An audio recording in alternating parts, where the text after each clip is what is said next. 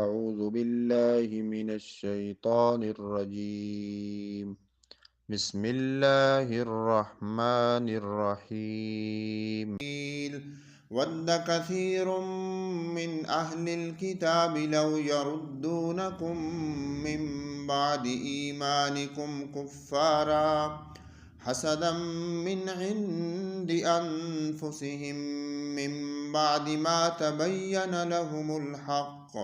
فاعفوا واصفحوا حتى يأتي الله بأمره إن الله على كل شيء قدير وأقيموا الصلاة وآتوا الزكاة وما تقدموا لأنفسكم من خير تجدوه عند الله إن الله بما تعملون بصير وقالوا لن يدخل الجنة إلا من كان هودا أو نصارى تلك أمانيهم قل هاتوا برهانكم إن كنتم صادقين بلى من أسلم وجهه لله وهو محسن فله